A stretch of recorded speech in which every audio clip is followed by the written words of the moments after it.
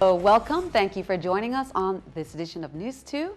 I'm Sandra Gumansing. Topping our newscast, innovative customers across the territory will be seeing a slightly different TV guide starting next week Friday. The territory's largest cable TV provider recently announced that it's realigning its channels to better suit the needs of its clients. Innovative officials also addressed the loss of ABC from Channel 8. News 2's April Knight has that story.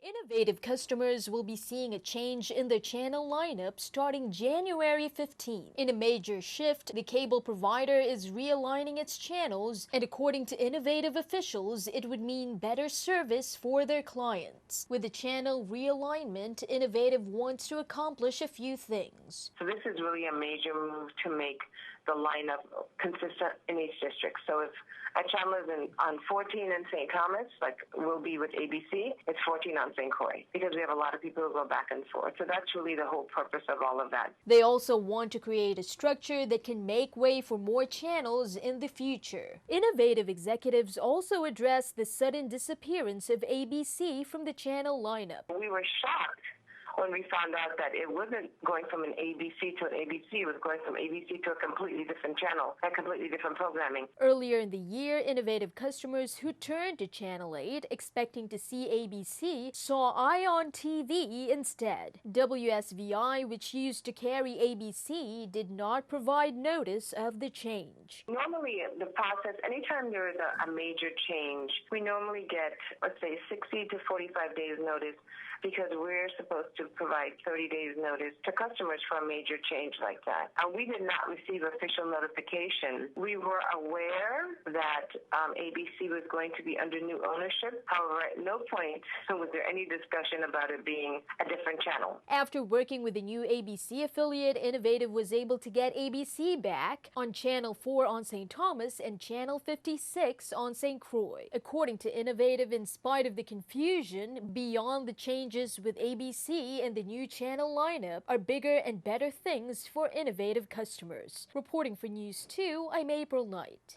And please note, you can get that new channel lineup at Innovative's business offices on both districts. Innovative is the parent company of CBS TV2. And a quick note to our viewers, on Friday, January 8th, there will be no newscast. Our technical team will be involved in moving our operations to a brand new location on that day, and will therefore we will need to shut down and restart. We will be relocating our St. Thomas CBS TV2 News 2 studios and production from Belchin Place to the Innovative Center at Tutu Park Mall. And we will be back on air Monday, January 11th. Be sure to tune in for a special airing of the USVI ambassadors on Friday. And just a reminder, Governor Kenneth Mapp will give the State of the Territory address. Put this on your calendar, Monday, January 25th, before a formal session of the legislature at 6:30 p.m. The following day, Tuesday, January 26th, tune in for team coverage as we recap the address and get reactions and comments. Again, the address begins at 6:30 live on Monday, January 25th. The St. Croix Central High School and the St. Croix John H. Woodson Junior High School were let out early today from school. Repairs to both schools are in action, and workers are scheduled to make repairs throughout the evening. Classes are scheduled to resume tomorrow at regular school time. We'll have more. In mid-February of 2014, complaints were made of a sickening odor in the air at the St. Croix Central High School. Ultimately, Central High classes were moved to the St. Croix Educational Complex, where split sessions were implemented. After a lengthy holiday, the St. Croix Central High School and the John H. Woodson Junior High School's administration, staff, teachers, and students were let out early today. Virgin Islands Department of Education spokeswoman Cynthia Graham stated that there were no instances of foul smells reported, and rather schools were closed today for plumbing, electrical, and mechanical issues. Ms. Graham spoke further.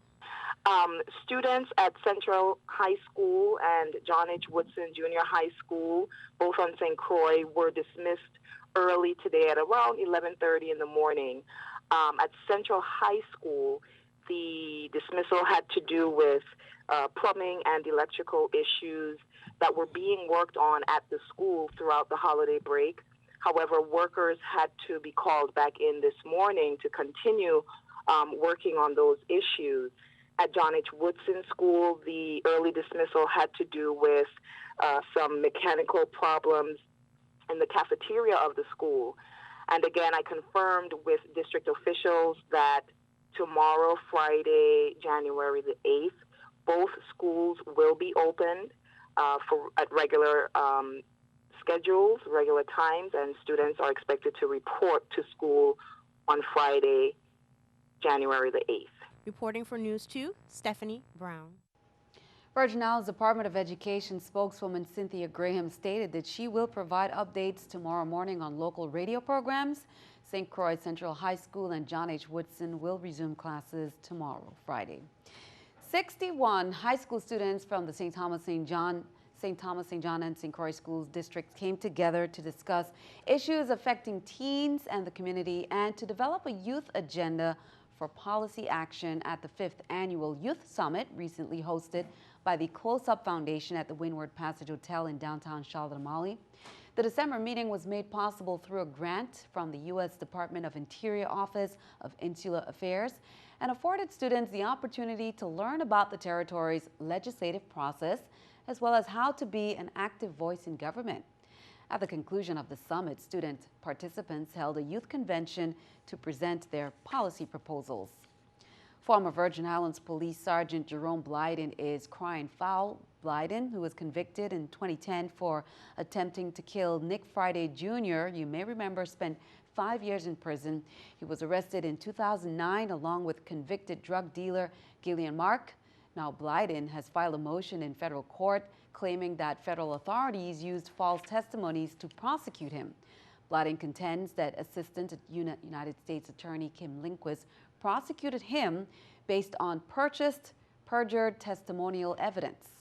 Blyden is asking Chief District Judge Wilma Lewis to allow him to see certain records that would help him prove his allegations, to launch an investigation into his claims, and to remove District Court Judge Curtis Gomez and Magistrate Court Judge Ruth Miller from office. News 2 will keep you updated. CAPA is looking forward to continuing to hold some community meetings throughout the island in 2016, and they are starting off the year calling all West End residents to a town hall meeting on Monday, January 11th, 6:30 p.m. at the Episcopal Anglican Church across from the old Massac Nursing Home. They want you to voice your concerns. They say they will develop a plan of action, and on January 25th, a follow-up meeting will be held in which these concerns will be addressed and solutions to the problems, they say. Virgin Islands Congresswoman Stacey Plaskett applauded President Obama's announcement that the administration will take executive action to help reduce and prevent gun violence in America. She said Congress must also act to pass comprehensive legislation that will not only expand background checks and close dangerous loopholes, but also strengthen border security. She is an original co-sponsor of the legislation that will require the Surgeon General to an annual report to Congress on the effects of gun violence on public health. Meanwhile, 2 days ago, turn attention overseas, President Obama unveiled a series of executive actions aimed at reducing gun violence. Tonight, he'll sit down for a 1-hour town hall with a live audience to talk about those actions. Here's more. Gun violence has prompted some of President Obama's most intense public emotion at a memorial after a Charleston, South Carolina church shooting last June. Amazing grace. After an Oregon community college shooting last October. The conversation in the aftermath of it, we've become numb to this. And on Tuesday, when he announced he'd bypass Congress with executive orders that, among other steps, expand background checks for gun buyers and narrow the so-called gun show loophole that leaves most small and private sellers exempt from keeping formal sales records. And the constant excuses for inaction no longer do. A CNN ORC poll released last month found 48% of Americans support stricter gun laws and 51% opposed. And among those opposed, emotions run just as high. Republicans slam the president's actions as unconstitutional. The president clearly does not respect the Second Amendment rights for law-abiding Americans. It will take rights away from people who are law-abiding citizens. They're not going to take your guns away, folks. They're not going to take your guns away. Not going to win. They're trying. So before a live audience divided between supporters of further gun regulation and those who oppose it, the president will make another push on an issue that, like it or not, has dominated his presidency. In Fairfax, Virginia, I'm Karen Kafa. And keeping our eye on the economy, the market turmoil in China spread around the world on Thursday as global investors grew more anxious about the country's currency and the health of its economy. Earlier, Chinese stocks plunged by more than 7%, forcing officials for the second time this week to halt trading for the day, in this case, after just 29 minutes. The big question now is how much of the turmoil reflects rule changes and other policies at the Chinese stock market, and how much is based on broader economic fundamentals that might have a further impact on global growth. The market aftershocks spread to Europe and the United States. Market indexes in the United States are still above the lows they reached during the summer, and many strategists have been arguing this week that the current problems in China are unlikely to become a major issue for the American economy. Let's take a look at the New York Stock Exchange with our stock market watch. As we can see, the numbers there, very, very high. Dow down 392, NASDAQ down 146, S&P 500 also down at 47. Coming up on News 2, 1F Louis Hospital, they started off the year celebrating, but now they get down to work due to the deficiencies that CMS pointed out. We'll have more details coming up next.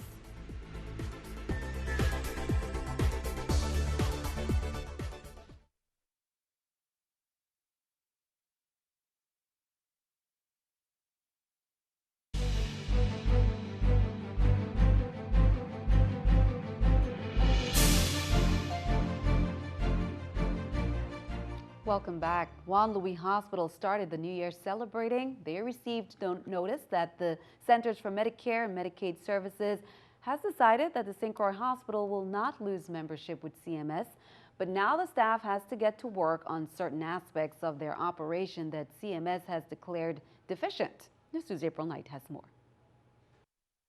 Juan Louis Hospital staff are breathing a sigh of relief. After months of working towards CMS compliance, they finally achieved their goal. But for JFL employees, that's not quite the end of the work. On Monday, the hospital announced that after more than a year of being in danger of decertification, the Centers for Medicare and Medicaid Services finally completed their survey and declared the hospital CMS compliant. The Centers for Medicare and Medicaid Services had a list of citations as well. According to JFL officials, the hospital received 15 tags or areas they needed to work on. Those include medical staff accountability, patients' rights, administration of drugs, timely completion of medical records, therapeutic diets, environment of care issues, life safety, and infection control. We're aggressively working on that to another in short order. The hospital has until Sunday, January 14th to submit a plan of correction for the deficiencies. We have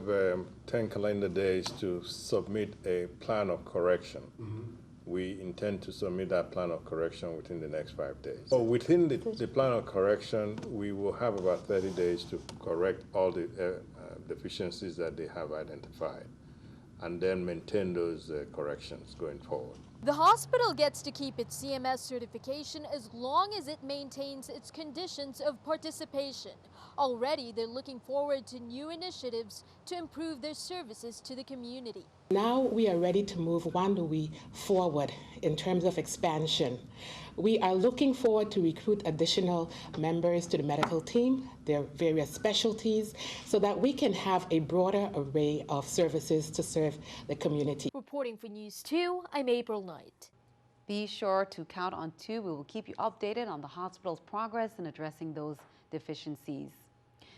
A new ship will be sailing into St. Thomas on January 19th, and we'll tell you more later about that. Meanwhile, on St. Croix, the Holland American Rotterdam canceled the calls to St. Croix.